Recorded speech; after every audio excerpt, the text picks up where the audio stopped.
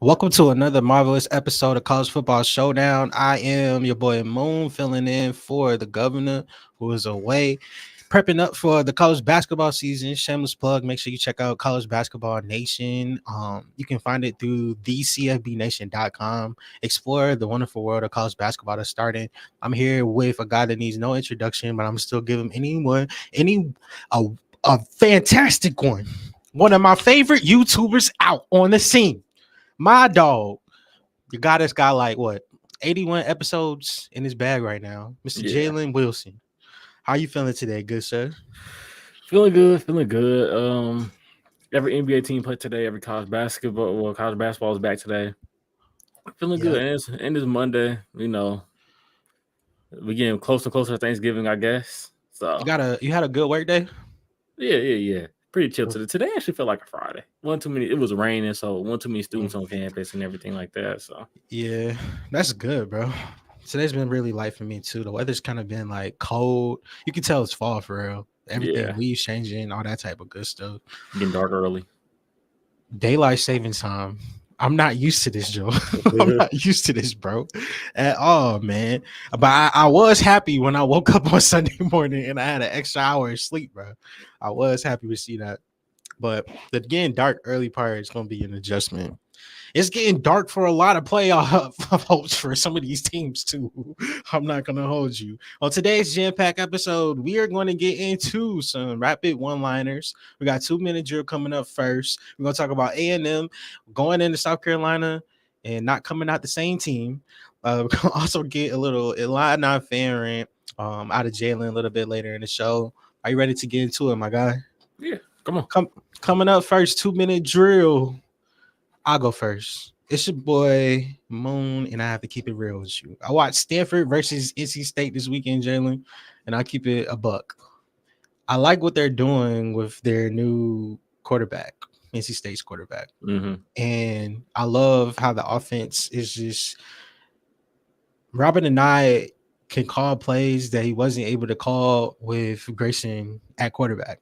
I saw them running screens where they'll fake it to one side, fake it to another side, but then it's really a tunnel screen to KC Concepcion. And I'm like, yo, where was this spice and juice earlier in the season? Then I thought to myself, oh yeah, they couldn't do this because Grayson McCall. So it's like on one side, I feel like, dang, man, it's tough to see Grayson not out there for real. But on the other side, I feel like, is it crazy that NC State and their quarterback, he gives them a lot of choices and a lot of variety on their offense. We saw it with my guy Jordan Waters going crazy. Waters had himself an amazing day. In fact, both of the running backs had himself Smothers too went crazy on the day. So that was my main takeaway for NC State. Now Stanford, Jalen, I have a serious problem with the fact that Stanford will wait until they're all the way down in a deficit, bro. And then they'll decide that I want to get Alec Ayomaner the ball, your best player on offense. You just totally forget about him for 3 quarters and then magically think that he's down there. And then their backup quarterback is the only chance that they have to push the ball down the field to Alec Ayomaner. So my main thing and my takeaway is that Stanford is just too smart for their own good. They're Too just too smart. smart, bro. Because they Yeah. keep sabotaging themselves on offense. It's horrible. That's my 2 minute drill on the NC State Stanford game. Your thoughts? I don't like anything you said, especially about the Grayson McCall and I believe it's CJ Bailey stuff. Mhm. Um, yeah, I watched CJ Bailey in high school. I wasn't like a huge fan of CJ Bailey, but he came out. He played really well last night. So, or not last night, Saturday. So, Saturday. Yeah. They just look good. You put up almost 60 points. yeah, Yeah, bro. They're cooking. On the other side, Stanford.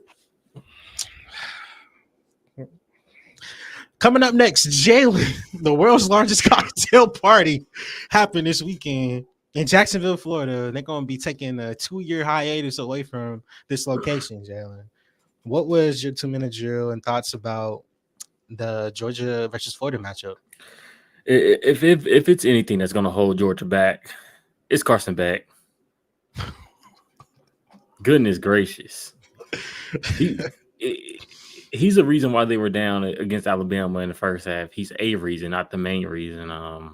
Georgia just came out flat during that first half. Texas, he's lucky. ETN got it going, because if ETN in that run game doesn't get going, I believe he had 2 or 3 interceptions that game against Texas. Yeah, That I don't know if that's a game, because Texas also played back when you were did not play good in that first half. He played better in the second half, but he still wasn't impressive. mhm. Um, and then you got this game. 1 interception, 2 interceptions. I'm like, okay, it should have really been 4. It was the play before, I believe it was before half, where the ball was tipped and it should have been. It's like it just went right through the defender's hands Yeah, and into Georgia players' almost hands. But yeah, I'm just like I'm watching. I'm like, it's listen. They trying to get rolling, but it's you cannot hard, trust man. You cannot trust Carson back with the ball. No, He's bound to have a turnover at some point. It seemed like so far this season. he has like what 9 turnovers, interceptions in the last 3 games. Yeah, like that's crazy. Like that's an absurd amount. I don't know how many interceptions he had total last season, but it's probably what he's had in the last 3 games is probably close to what he had all last season. And Um, it's just lack of awareness for like zones. Like yeah, he's really struggling with that. But it's still, even in that matchup, it was ugly, but they still prevailed. But it's that first half of that Bama game was scarier to me if I'm a Georgia mhm. fan, because they just lined up zero blitz. I'm just gonna get to you. And I'm like, yo, this is exposing. But in this way, where he's throwing the interceptions like he is, not protecting the ball, do you think that that's Georgia's Achilles heel? Yeah. Like I feel like that's like one of the true weaknesses. Other than the fact that they don't really have no big threat on the outside for receiver, like they don't really got nobody I need to really worry about, which has probably been more of a hindrance during Kirby Smart's career there. But yeah, like, and also, bro, I believe DJ Lagway don't get hurt. I ain't saying that they pull off the upset, but man, it's a different game, Jalen. It's a different game out there in Jacksonville. We go from DJ Lagway to walk on.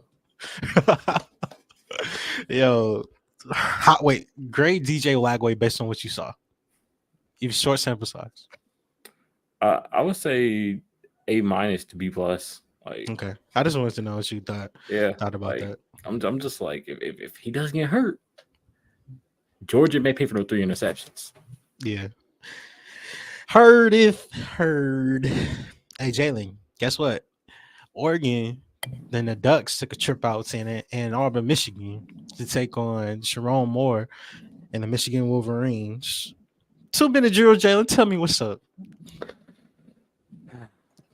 People said Georgia. The people that don't know college football was like, "Oh yeah, Oregon can't handle the Big Ten. They can't. They're not physical enough." Like, listen, you haven't watched Oregon the past, at least in the past season. Because if you did, then you would know they were a physical team last year. They're physical Yeah. team this year. Maybe not as much as the first year in the Dan Lanning. Also, second half woes. I don't know why. I don't know if it's because they feel comfortable with the lead and they just like no really need to like put our foot on the gas and blow them out by 60. Mm-hmm. But they just haven't had a great second half in the past 2 games. Yeah. Illinois outscored them in the second half. Don't really mean much because we lost, but Illinois scored them 9-3, I think, or something like that in the second Mm-hmm. half. And second half against Michigan, I don't know exactly if Michigan outscored them, but I'm just like there wasn't really. I think it was 10-10, if I'm not mistaken. Maybe it wasn't. Maybe it was like 10-7 Oregon. But second half woes might be something to look at for this Oregon team, because that might be like Achilles heel. But then again, it's like they came out in the second half of the Boise State game, looked fine. Mm-hmm. Well, somewhat. Dylan Gabriel had like a little bit of miscues, didn't turn over the ball, but he had a little bit of miscues. Then you had the second half. I mean, they didn't even need a second half against Oregon State, if I'm not mistaken. They just blew them out.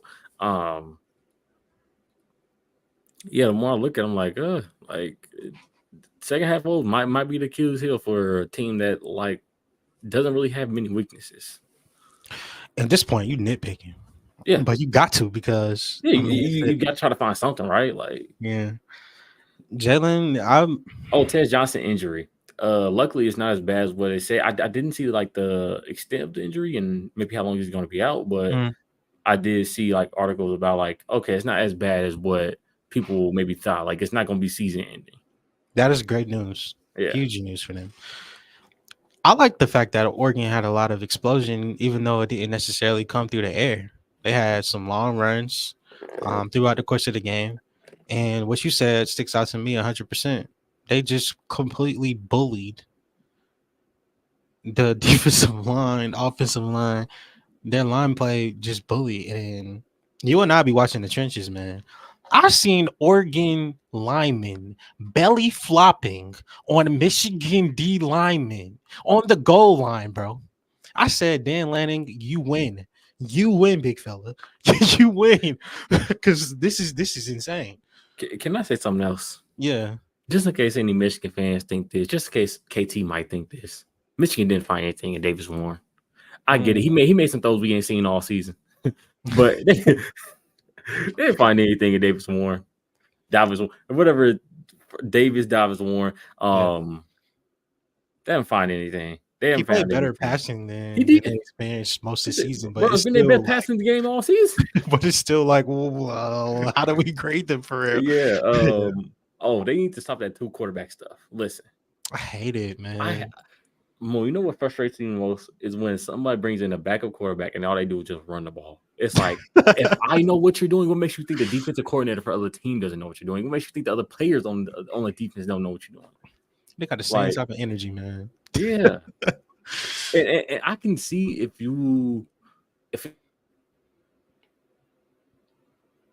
it was like the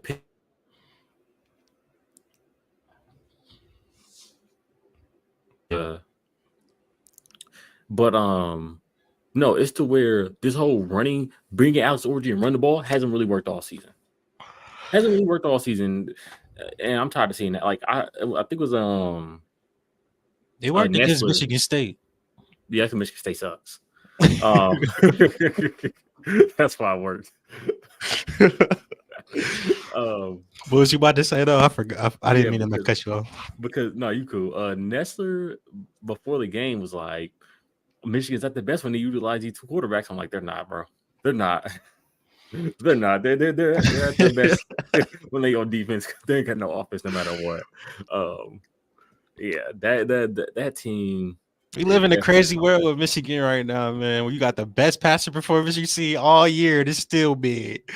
It's still mid, bro. But you know, I find it funny. They trying to get Antoine Cliff. They of course they trying to throw major NIL package at him.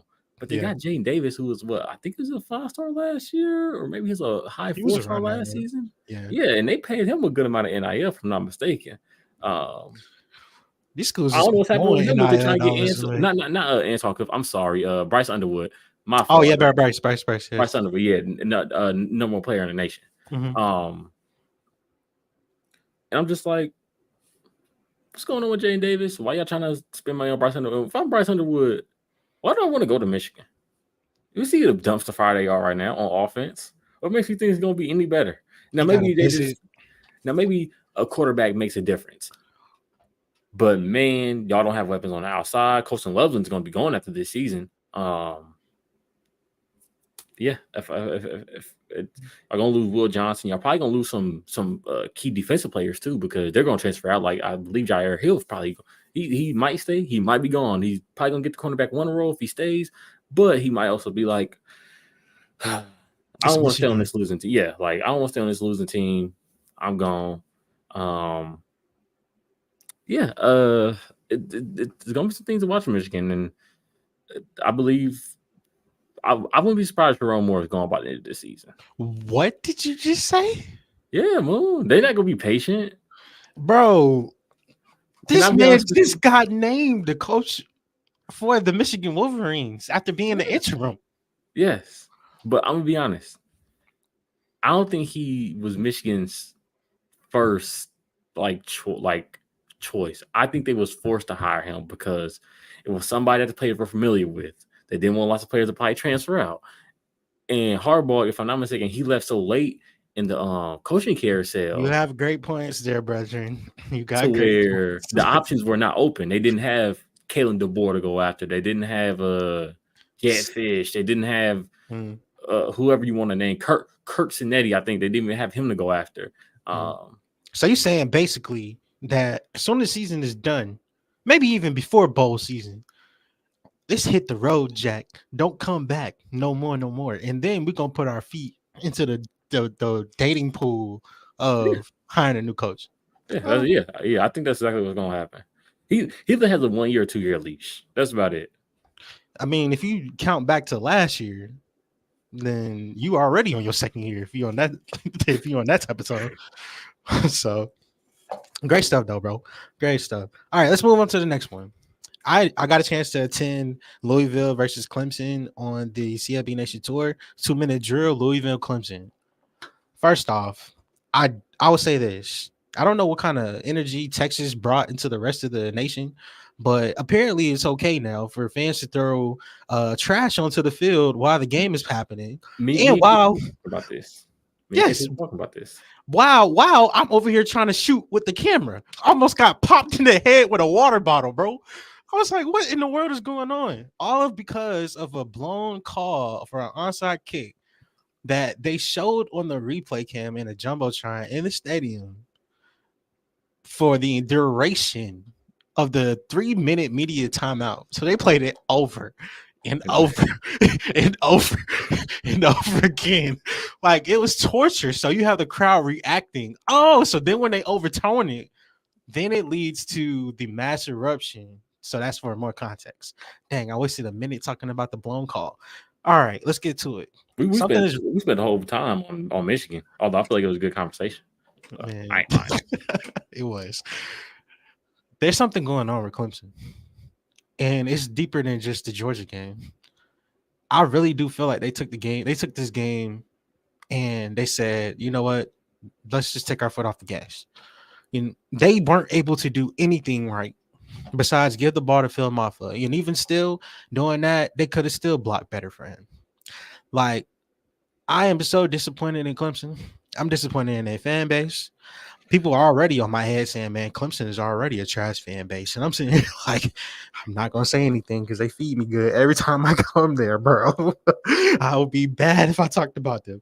But I'm just going to call a spade a spade. It was very uncomfortable when you texted in a group chat. It was like, what's going on with Clemson? Bro, I turned to the game, it was 26-7. I was like, what the heck? Moon. So I had my hand raised. I wanted to talk because I was going to say this. Before the game, I was like, depending on how this game go, this could be like a team that could challenge Oregon. Cause I feel like Oregon's a favorite. I mean, I had them picked as my national champion before the season started, but I was like, this could be a team that could compete for Oregon, and nobody's really expecting it. This game, then I turned to the game, 26-7. I'm like, oh, okay, never mind. Never mind. Good thing I say it. Man, they stayed. They, as in the fans, stayed pretty much like all the way early fourth quarter or so before that onside. After that onside kick, they hit the exits. Mm-hmm. They were so mad that they're literally lined up. You know how big Clemson is. Yeah. They were lined up in the exits, bro. They don't care that the play. Clemson's offense is on the field. They don't care. They do not care. They ready to go. I said, man, I cannot blame you. Where was this Louisville defense all season? I don't know, hiding. Because like, how do you I mean, they balled out, bro. They balled out somehow, some way. Tyler, he just keeps being Mr. Fundamental, Mr. I'm going to be patient with the rock, and I'm not going to put it in harm's way. Clemson's Garrett Riley is just going to have to answer a lot of questions. Dabo is going to have to answer a lot of questions. I know the post-game press conference was super uncomfortable, and to be honest with you, it feels like that was Clemson's last chance for the college football playoffs to take them seriously. Like, no, I mean, outside of winning the conference championship, yeah. but are they going to be even competing in the conference championship in this situation now? I think we got to hope SMU loses, and I don't know if they're above Pitt or they're below Pitt. They're above because they but beat that can Pitt resolve head-to-head. it. Yeah, but yeah. So that can resolve it. who was it? SMU. Who's the other team? Miami. Miami. Miami. So, So peep this. This is boy, when we they've been get flirting with a controversial. loss. Oh my god, they've They been have been on the flirting with it. ropes. California flirting with a loss. This past week, flirting with a loss. They say, "Hey, Duke, get up." We're gonna talk about that game in a little bit. But look, Jalen, they go to Georgia Tech this week. I'm gonna be at that game because it's homecoming for Georgia Tech. Mm-hmm. So that's an opportunity for there to be a monkey wrench thrown into the ACC Wheel of Destiny. Also, the problem is that man, things would have been looking different if Pittsburgh beat SMU. If Pittsburgh beats SMU, then you can afford to slip up against a Louisville Clemson Yeah. because you still have Pittsburgh on your schedule. You win that head to head, then now the committee looks at you and says, "Oh well, if Pittsburgh beat SMU, then you beat Pittsburgh. Then you somehow lost to Louisville. Nah, we'll give you a pass." Mm-hmm. We can't do that in this situation now because SMU just wiped the flow with Pittsburgh. And now we're kind of like forced to look at this future that they're gonna need a lot of help. They went from controlling their own destiny to they need all the help in the world right now, and specifically on offense. Their defense, I'm just used to turnovers. Where are the turnovers at Clemson? The fact that they weren't able to turn the ball over at a high clip in this game is very worrisome. It's And the cool. They fact get that Griffin the Bulls back soon, man. It's cool, man. Them turnovers gonna return soon. you are hilarious, dog. You said they gonna get Brent Venables back. That's Yeah, man. The turnovers Oklahoma's gonna head come back coach. soon. Yo, if he did come back, I would choose to buy Clemson stock. But right now, you should have sold last week because right now it's not looking good. That's Clemson and Louisville. Cardinals get their first ever win in the Valley and against Louisville. Period. I mean against Clemson. Period. And it was monumental. Jeff Brom, he got all the love after the game. The Louisville fans showed up in style. It was quite a bit of them. And when they were on the way walking out of the stadium, they were chanting all the way to their cars. So they was happy as heck to get that dub. Next one on the script, Jalen. I don't want to say it, bro, but every single time that I choose to bet money, bet my hopes, my dreams on Penn State or James Franklin in a game that actually matters, I always end up crying myself to sleep at night. Cause you can't trust him, you can't trust him, you can't trust him, Jalen. I just feel that. Penn State ended up facing Ohio State. The number one thing I have with the game that's a problem. Why wasn't it flexed to a whiteout game? It's big enough. You got But number as far as I know, for the past couple years, that game's been like a day game. yeah, it has that notorious day game feel to it. Who did Penn State play? Penn State played somebody at home a couple of weeks back. I can't remember off the top of my Was head. it a wideout game? Yeah, it was a whiteout game. They played Illinois in a wideout game. That was a game. I feel like in this situation, I would rather have Illinois in the daytime and have Ohio State at night. Whiteout, perfect. You can even let Ohio State wear the red drip. But that's me just being nitpicky. If you talk about the game as a whole, it went down to the end. What's your takeaways from the game? And you don't have to be, traditional or whatever. You can jump around. Penn State or Oh, Ohio State. I should have known. I should have known. I should have trusted Jay Moon. I was like, man, this gonna be a year. Penn State actually beats Ohio State for the first time since like what 2016, I think it was with Saquon. And Saquon had that kick return. Yeah, maybe it was 2000. Maybe it was 2016. Maybe it was 2017. I don't remember. Um,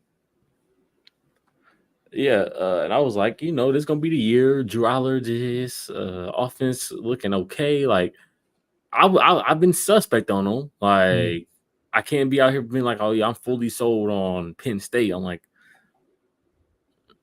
they was on Fire Watch anyways, but Yeah. I I was but like, less than what they've been in the past. yeah, This one hurts me more, bro. especially because Ohio State just had that bad game against Nebraska, and they was dealing with some offensive line struggles, and I'm Hmm. like, oh, okay, Penn State, this might be the year. Hmm. This might actually be the year, you know. So And then man, if you flip the sides, right? Penn State just went into USC and got a dub. Penn yeah, State been cooking. They've been getting the wins that we just didn't expect them to win. So we had extra hope that they could. yeah, and I'm like, okay, I'm at my brother game because his basketball season started Saturday, Hmm. and we was at the game in the morning. I checked the score, 10-0. I'm like, oh, 10-0 second quarter. I'm like, okay. Hmm. Check the score again, 14-10. I'm like, ah, okay.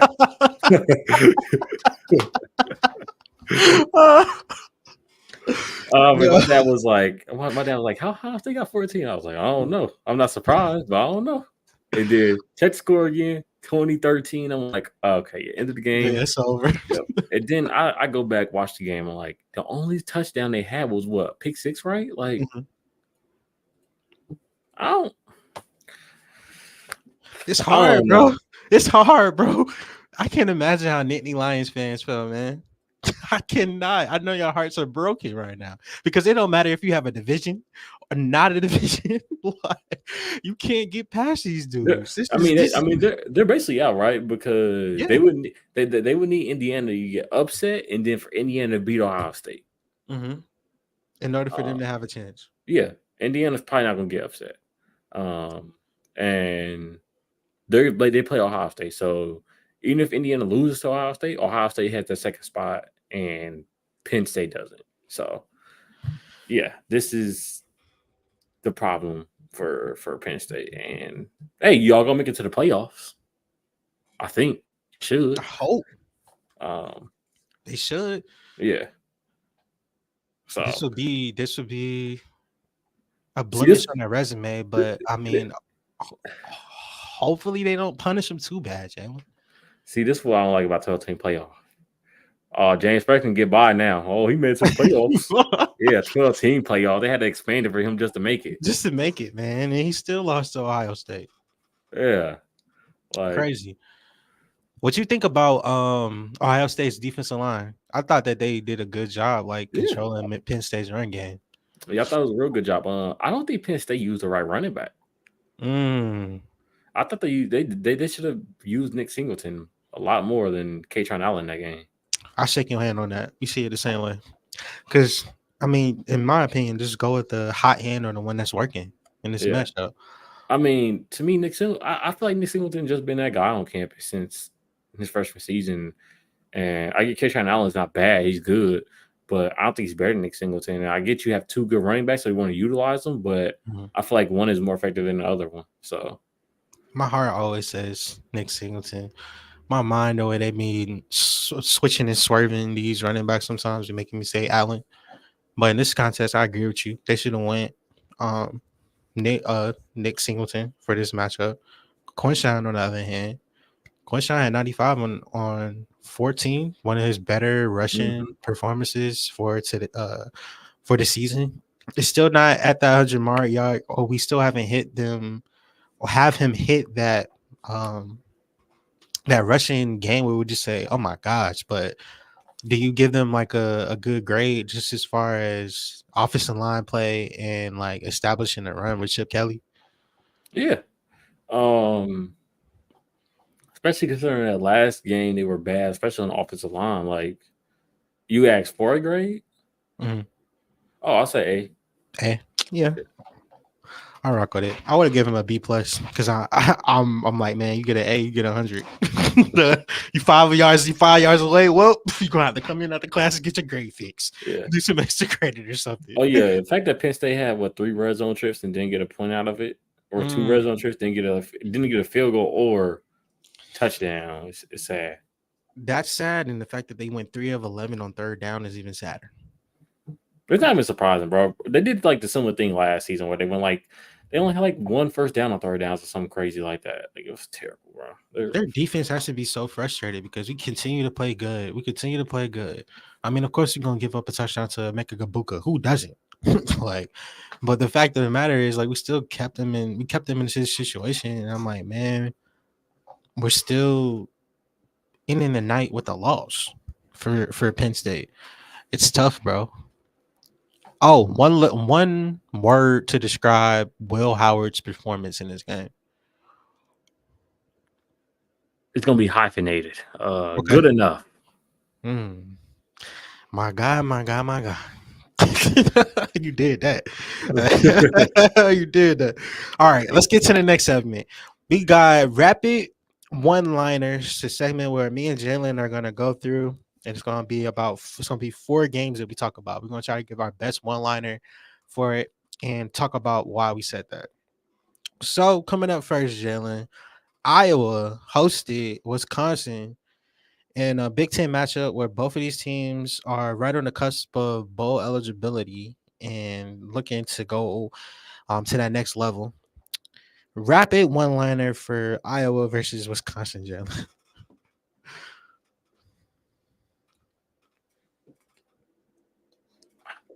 See, for this, I didn't even have a one line. I had a one worder. Oh, okay, bet. It was offense.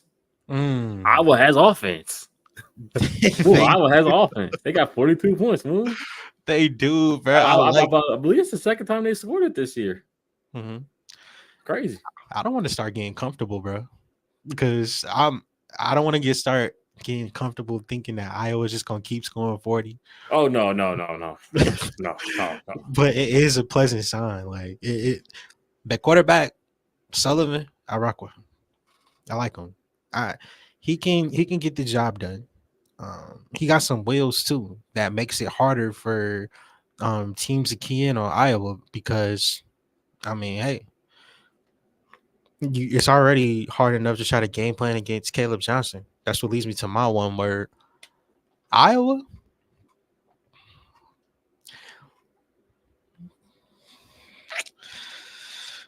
It's more than Caleb Johnson. They got a complete team, in my opinion.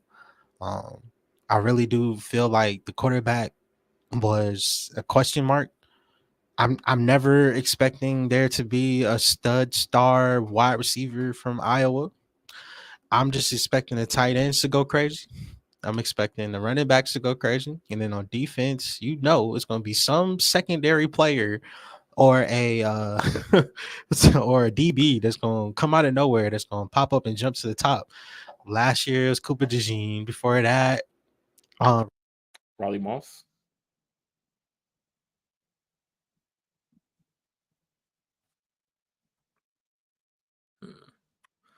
Maybe it's just me, Moon, but I can't hear you. can you hear me now? Okay, yeah. My one niner for them was that it's more than Caleb Johnson.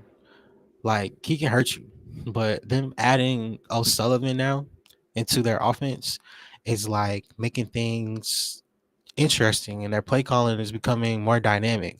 I see it changing and adjusting. They can still line up traditional Iowa, punch you in the mouth, running the ball, but now they're starting to get into spread and like, hey, well, we can do a read option attack now because the quarterback got some wheels. He can get the ball out to the outside. Okay, maybe we got some life. I just don't want to get too comfortable thinking that this is the Iowa that I'm gonna see all the time. Yeah. Yeah. Coming up next, Miami ended up hosting Duke in the ACC matchup. Keep in mind, Duke just a couple of weeks ago was undefeated, and they was just living in high. Coming into this week, Miami has a lot to prove. What's your rapid one liner for this matchup, Jalen? It's not really for this matchup, but it's for Miami overall. Mhm. Slow start gonna equal slow death. Um, You started out saying fast that? in this game. Started out fast in this game, right? Yeah. Then they got like second half. They started off slow. Um, started off slow in that Virginia Tech game. Started off slow in that Cal game. They keep starting off slow. Yeah. Now Louisville, other games like they started off fast with you know some opponents weren't up to par, but Mhm. yeah, that's how like that's a one liner for me because I don't. I'm just not trusting Miami. I'm not. I like I think I was watching Overreaction Monday, either last week or the week before. Like I know Nino. I think it was Nino. Somebody on there was like, yeah, like I gotta put respect on Miami a lot more now. I'm like, maybe it's DNRKT, but I was just like, I just don't feel it. Like I feel like the more they get these close wins, the more I just can't trust them because I know what's going to happen. Mhm. Like y'all are just waiting for a loss. Everybody's just waiting for a loss, and it's going to happen eventually. We talked about it before, but we were saying that like this is the year that we could see no team going undefeated, and Miami is one of the few undefeateds left. But I don't disagree with you. I will say that like just like they start slow, they also finish fast too. Mm-hmm. And I think it's because they have an understanding of the fourth quarter. But I wish Miami played with the chip on their shoulder at the beginning of the season that they do like that they had at the beginning of the season. And the reason why I say that is because in coming into it, that first game, the Florida game, we're just sitting there thinking to ourselves, like, you know, I mean, we saw Cam Ward up close and personal at ACC kickoff. So like we knew what was coming. Even you had to like adjust. Like you said, they weren't going to go. They was going to go 7-5 Yeah. again. But even you started to have to adjust. Um, as the season started to happen, and they started just hitting teams in the mouth and just blowing them out. But I really do feel like they've been getting a little bit lackadaisical. Um, we saw the game when they put the running back Martinez in the mix too, and said, "Hey, like you can carry us to victory. It doesn't have to be Cam Ward." But I just think that if you come up in a week where you get the right team in the right location, they're gonna end up catching Miami slipping, bro. Could it be this week Who they play? against Georgia Tech? Depending on Payne's King play. I've been hearing good reports, but I'm not sure because it's only Monday. We still got what 6 days left? No, Yeah. 5. So I don't want to put too much into it, but they can't get got. Now, the part that I will say, Xavier Strepo is an absolute dog. Xavier Strepo, all-time receiving leader for Miami. Congratulations, my guy. That's a lot of dope wide receivers and tight ends that got a chance to catch passes in a Miami Hurricanes uniform. So I do want to give credit to that. I also want to give credit to Cam Ward because he's still in the Heisman race. And I don't know. I mean, I think that they get bored. Maybe it's because they're good, Jalen. They just get bored and they just let teams get into a hole or put themselves in a hole just so they can climb out of it. That's what it feels like it happened this week against Duke. And it's in the second half, it looked like they toyed around with Duke as much as possible. And the 21 point scored. The next game that we have coming up, Texas Tech versus Iowa State. My one liner for this game is Texas Tech deserved this win 100%. It was great to see Texas Tech's coach McGuire after the game talk about all the things that Texas Tech has had to go through just to even get to this point. For them to get that dub in Ames and catching Iowa State slipping on a day where I wasn't really that impressed with Rocco and the defense like left a little bit to be desired. I was very proud of Texas Tech, especially with how Taj closed the game, getting a touchdown. It seemed like they really do know they got a special running back, and they're gonna keep giving him the rock. What say you, my guy? Mm. Iowa State was begging for this. They're also a team that's been flirting with losses. I mean, I think last week they had like a 1 point win as well. You got the Iowa game as well. Mhm. Like, I knew one of these last 4 games they were going to drop at least one. I Yeah, just didn't know which one, and I'm not surprised it's Texas Tech, honestly. yeah, me either. I'm not really surprised. Texas Tech is just better than advertised. They've been doing a lot. Uh, Iowa State. Do you think their playoff chances come to an end with that loss? No, I forget what they're ranked in the AP poll. They were, I think, 11 this past week, Mm, and it then with the might new be. AP poll, I had to remember off the top of my head what it said for them, but They are 17th. They dropped 6 spots. Um, we'll definitely know tomorrow. Like, Tuesday, yeah, um, it might be. I mean, as long as they can win out in the regular season, then they are right back in that race. So yeah. I'm not done yet. And last but not least, for rapid one-liners, SMU hosted Pittsburgh in a matchup in Dallas, Texas, sold out. I think they have like 3 straight sellouts going on for SMU right now. Red Lashley in the game got a chance to square up against Pittsburgh, fresh off of a win against Syracuse, where they made Kyle McCord look like he was giving Christmas gifts early. Pick here, you get a gift. Pick here, you get a gift. Now we get SMU that is victorious in this game.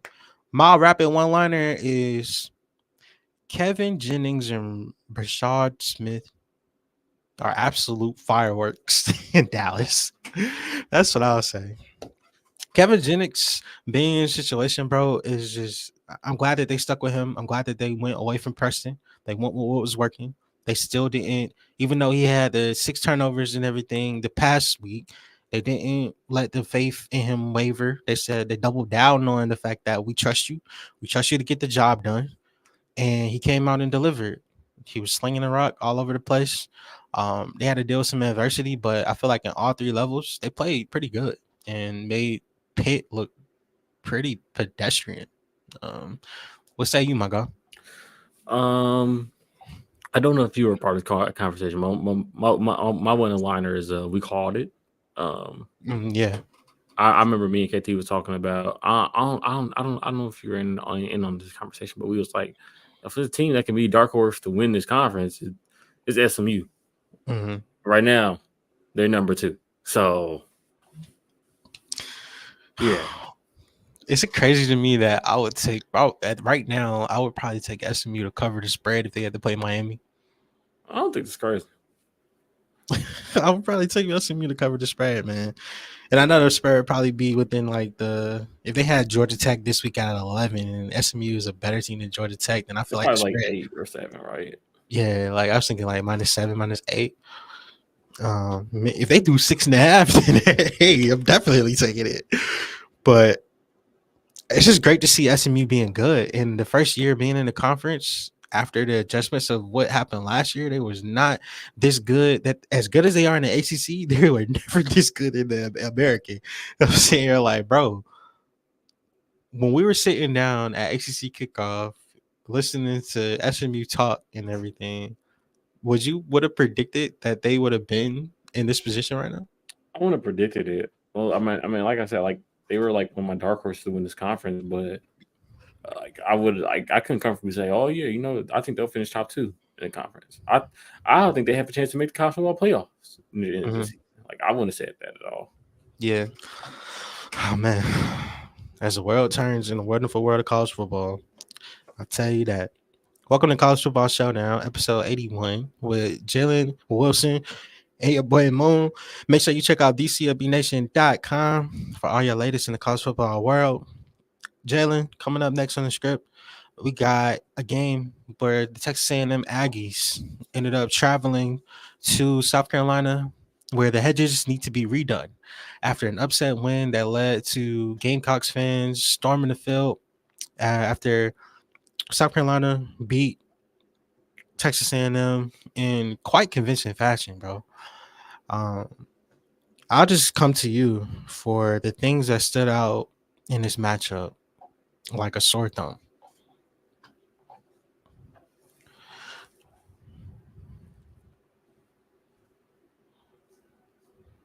South Carolina decided to show up, Hmm. and it was like it's about time. Like it's about time. They finally pulled off the upset that they should have got a couple weeks ago against Alabama. They put off the upset they should have got against who was it? LSU. LSU. Mm-hmm. Like it is about time. Um, That quarterback situation still hasn't ironed itself out in Texas A&M though. It And still we has thought it was resolved yeah, last week. yeah. It still has ironed itself out. It's still ironed itself out. Yeah. So. Great for Marcel. Oh, great. Okay. See, it was average. It was okay, but I don't. Honestly, way that team played, I'll get a whole team of D or F. Like it was not good. They wasn't just, they it felt like mentally they was not into it. Yeah. Like after they got down early, it was just like nah, they mentally checked out. Mm-hmm. Um Side note, did you see on X today, formerly known as Twitter, that Mr. Beam ended up playing When I See You in the locker room? Yeah. Yeah. What is it about us in the culture that just loves Fantasia When I See You so much, bro? Because the players are singing word for word, bro. Yeah, I saw that. That's a good moment to see.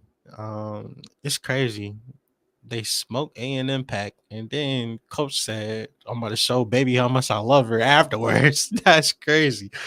It felt like he planned that, man. He had to plan that down to the T. I want to say this about South Carolina. Um, Shout out to friend of the network, Brian Bosarge. It's just great to see South Carolina fans be proud, of their team, because I feel like this year it's been very hard for them. Like they don't know when it's gonna come. It's like you gotta keep their guard up at all times because you don't know when you're gonna get smacked in the head by a haymaker with South Carolina. One week you're gonna get good South Carolina, next week you're gonna get bad. So that was great to see, like SC fans having something to be proud about on a day where Clemson also lost. So I mean the parody was just chef's kiss with that. But as far as the coach on A&M, Mr. Mike Elko, does anything change for you after this loss, or are we still kind of in the same boat? Still kind of the same boat. I don't think anything changed for me. Okay, cool. As far as Beamer goes, how did they keep that consistency going, especially since they have a date with Vanderbilt this You just got to close out games. That's one thing they struggled at this season. Just got to close them out. Like putting the foot on the gas, especially in the second yeah, half. taking care of the ball, Yeah, having turnovers. I like seeing this South Carolina. I feel like when South Carolina is winning, it's good. It's good for the SEC in general. But speaking of that, Jalen, do you know that the SEC is all like we don't know who's going to win right now with everything going on? Yeah, I see that. I don't know. I honestly don't know how to feel about the SEC. It's wide open this year, but it's weird. Yeah, it is weird. Can we take Kentucky and throw them out of the equation? Oh yeah, take it, throw them out. Yeah. I mean, I threw early, them out weeks ago when I found out they had no open. early Christmas for you, Kentucky. I'm still want to see like about teams like Missouri, Tennessee. Like we're gonna see a lot about Tennessee over the next month of November. Vandy is now a top 25 team again, according to the AP poll. College football playoff rankings probably gonna have them too in the rankings. But yeah, Bama had a bye week, so it was a lot quiet. It's kind of quiet, especially with Auburn playing. And just snoozing it up. Like, my gosh, Bama fans just like, man, we gotta look at this today. But yeah, the state of the SEC is in a wonky place right now. Very wonky place. Another team that's in a wonky place, Jalen? What? Who? Illinois. It's time for Illini fan rant.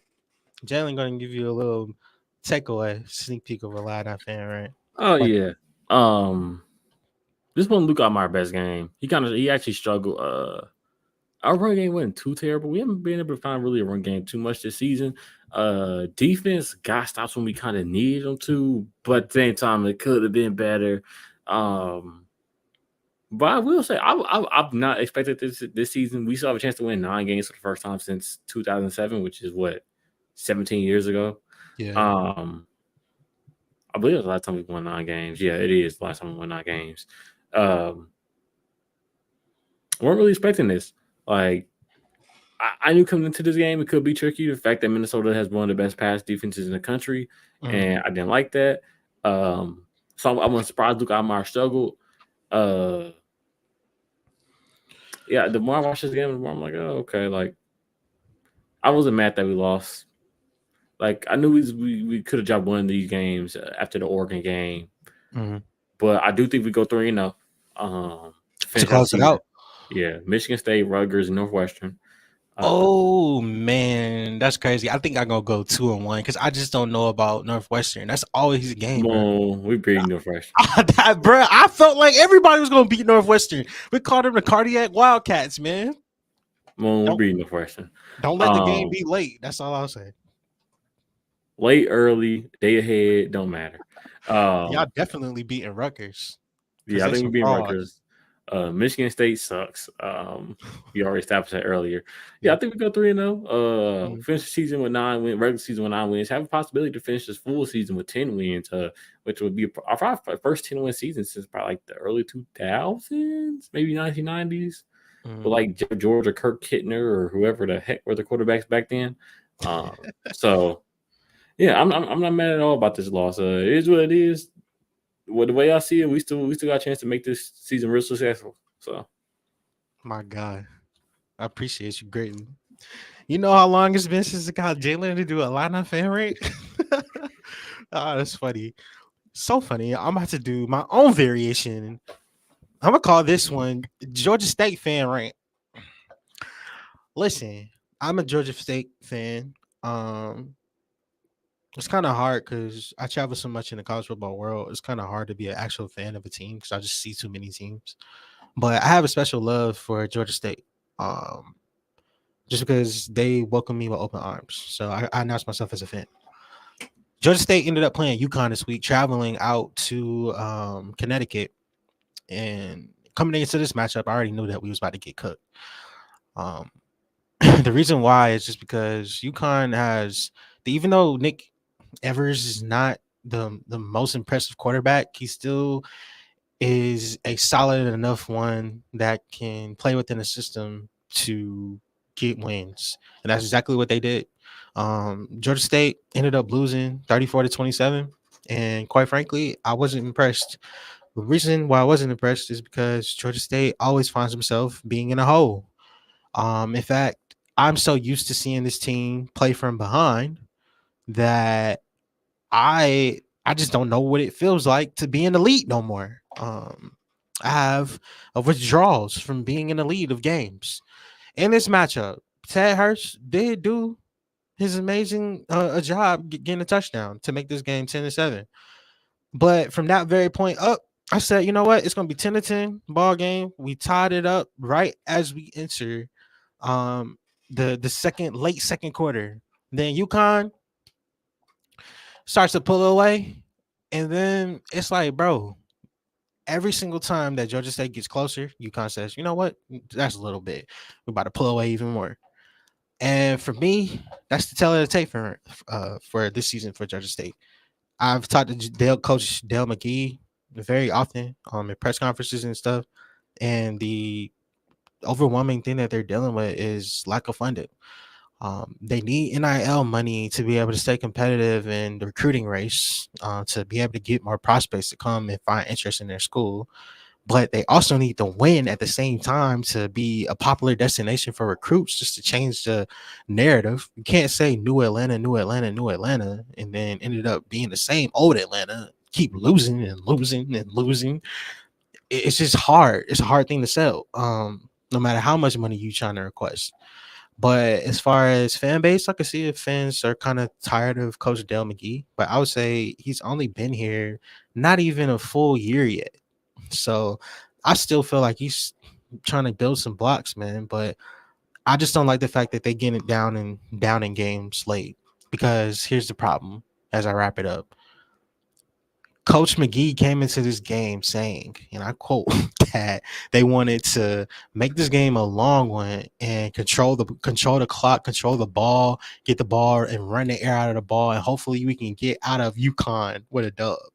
The problem with that strategy is that you do that strategy with the lead. You can't do that when you're playing from behind. Not even 13 minutes and 20 seconds left in the first quarter, and Georgia State is already down 7-0. Oh my gosh. Game plan go out of the window. That's all you have to say from me for a line, not a line fan, right? Georgia State fan, right? The Georgia State Panthers basketball season starts today. That's probably the best thing smoking right now because we have to think about a loss against UConn. Oh, a loss against App State. Oh, a loss against Marshall. Oh, a loss against Old Dominion. What about this? A loss against Georgia Southern, who is at the top of the Sun Belt Conference, too. Matter of fact, your only wins were against Chattanooga and Vanderbilt. That's how the world turns. How'd I do, Jalen? That's like good for the first episode. Yeah, I thought you did good, especially when you mentioned how they like to run the ball when they're down. Yeah, bro. No, yeah, okay. It's just confusing. Yeah, that's real smart. But they try to run the ball when they're down, but they give up the most spectacular rushing performances to running backs throughout this year. I mean, it's crazy. You want to have a big day for a running back? Just play Georgia State. Mm-hmm. That's what it feels like. Coming up next in the show, as we wind it down, the AP poll just dropped. So we're going to get Jalen's general thoughts on the AP poll. And I will say this, Oregon is still number one, people. They're still number one. So they're handling it well. They play Maryland this week. What's your instant reaction to AP? I thought it was actually pretty solid. I think Ohio State should be above Georgia. Okay. I thought Indiana should have been above Tennessee. I would agree with you. Yeah. Other than that, I was looking. I'm like, I'm not mad at any of these. Texas A&M over LSU, I would have been like, okay, I would have put Texas A&M because they got the win over LSU head to head. Yeah, like other than that, I was like, okay. Look at it, and then I was like, well, this poll kind of won't matter anymore because tomorrow the real poll comes out of who really makes the playoff and who doesn't. So, but I wouldn't even. I want to know how Missouri got 81 votes and Illinois didn't get no votes. I want to know how teams how the heck did Missouri get 81 votes? But I digress. But because they love Missouri, bro. Yeah, they love Missouri. They're always gonna love Missouri. In fact, they were holding on. They were crying that they had to get rid of Missouri out of the polls. They've been holding on to it. I would expect the UNLV to get more votes. Yeah, they only got like 3 or 4 or something like that. Yeah, I think it was in that range. But that was like an overall good poll. Just some things I'm like, hey, you tweak this, you tweak that. It's perfect for real. But I feel like Pitt is not a top 25 team. I feel like they're a top 25 team. At least it deserves to be right now. It's either Pitt is not a top 25 team, or I'm higher on Syracuse than the committee is. Yeah, you probably are. Than the poll is. You probably are. Yeah, I mean, some of the risers and fallers. SMU went up 7 spots, which is from 20 to 13, which is impressive. Clemson fell 8 spots. I was worried that they were going to fall completely out of the top 25. But they didn't. They ended up being at 19. Colorado went up 2 spots and didn't even have to do anything. Kansas State finally went down after losing. They went 5 spots down. They play Arizona State this week, and I can feel confident saying that they're gonna get a run for every dollar they got. With Cam Scottabo. What else stood out to me? I agree with you. Ohio State should have been over Georgia. Miami in the top 4 just feels right. Yeah. But I do get your point. And if they lose, I feel like they can have a Clemson type of fall if they lose. Oh, if they lose, they're dropping some points if they lose. Then that would mean SMU has to jump Uh, I agree. Indiana should be higher than Tennessee, and I could make an argument that Indiana. I would not put them higher than Penn State, but at this point, I don't know if I necessarily agree with my previous statement because I trust Indiana more than I trust Penn State. That's crazy. Boise State is still ranked and still going up. Um, Ole Miss, bro. Ole Miss with 2 losses. It's just like y'all want me to forget about them so much, but I It's can't. funny. KT was like, I think Ole Miss is back. I was like, they was never there. They was never there. Yo, I always punish Ole Miss for being undisciplined, but like them putting up that many points is ridiculous. We'll see what they do this week. They got Georgia. Um, Side note, if Georgia loses to Ole Miss, like, what do you think that goes? Wait, I what mean, you talking about? obviously, like if Georgia loses to Ole Miss, right? This weekend, do you think that like that's going to be obviously 2 losses for Georgia, but Mm-hmm. Ole Miss still only has 2 losses. Obviously, it's going to be a monkey wrench in the plans, but like my next question becomes, who is then the next highest rated SEC team outside of Texas? It wouldn't it be A&M? I would think that it would be but like A&M just lost, and then I'm sitting here looking at LSU, who's ranked higher than them in the AP poll. But it's like we have to take this thinking cap of the AP poll and then put on the other thinking cap of the College Football Playoff Yeah. Committee. Which we don't know how they'll think because Yeah, we have come out yet, so we got nothing based off of that. right. So I don't know. It's just going to be some controversy. But It's I a lot feel of like Texas A&M would be ahead of LSU in the college football playoff poll because I feel like they were yeah, out of that head-to-head matchup. yeah. I feel like they were under the head-to-head matchup too, because it has to mean something. Because especially in Notre Dame's case, Notre Dame fell 2 spots, by the way. And they host Florida State. Yeah. Which Notre Dame didn't even play this season, right? I mean, this week, right? Like, did they Nah, have a bye week? I think Notre Dame had a bye, Yeah. so it's like they didn't do nothing. Went down 2 spots, but some sneaky teams, bro. Quietly, Colorado at 21. Yeah, it's spicy, man. Why in Louisville. Colorado doesn't go together, man? Nah, it doesn't. They always gonna bring ratings. But say quietly because after the bye week came and nobody really talked about them for real. But Yeah.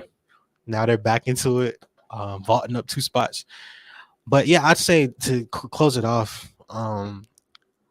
Is there any team that didn't get in that you feel like should be in? Because my answer is no. Yeah, not really.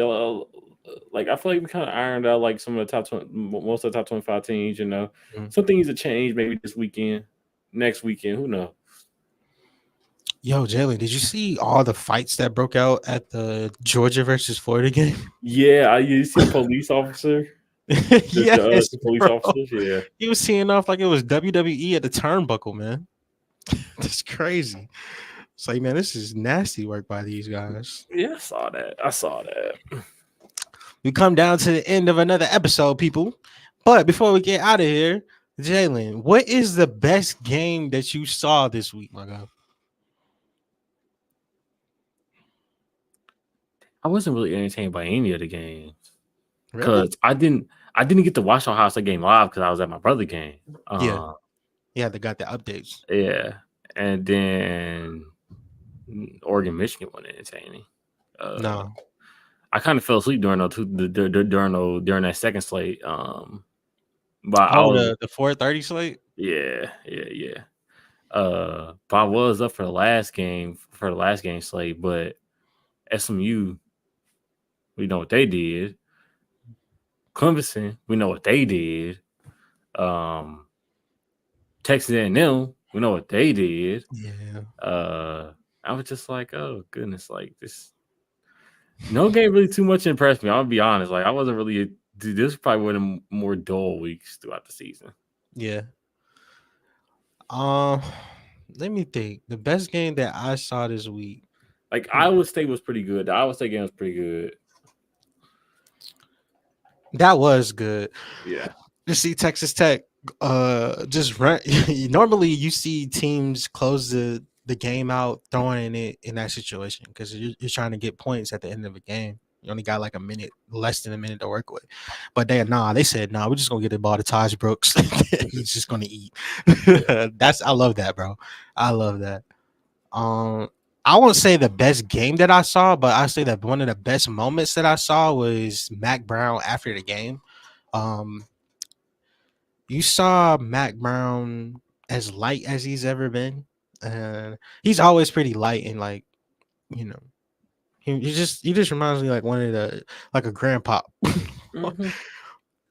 But it was just great to see him talking after the game. He talked about how Marion Hampton was the juice. Like when he's rocking and he's cooking, he's the reason why they're winning games, and they know this.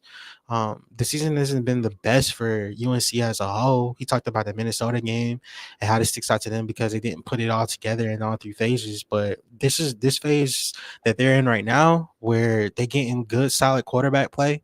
The quarterback right now, he's getting better with every snap. Like the more snaps that he takes, the better he gets. He's not putting the ball in harm's way for real. And then the defense is like actually playing better than I anticipated. And that has to give me some signs of life, especially this past week. So I think that was one of my favorite moments that I saw. Because I saw that when I was leaving Clemson Mm-hmm. on the road, and I was like, man, how about that, man? Mac Brown, good old Mac. Side note though, the Mac play starts this week as far as Mac games.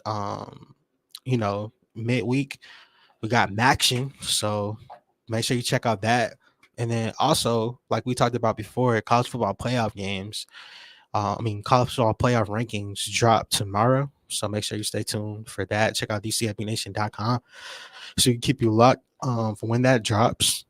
But other than that, man, Jalen, I'll let you close out the episode Or more. I forget with your when you. final word.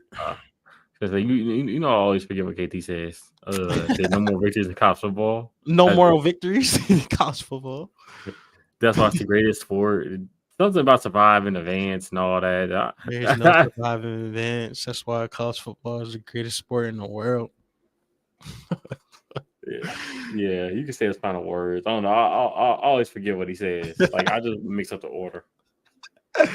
Yo, this was a jam-packed week of football. It feels kind of crazy, Jalen, that we already at like week 11, bro.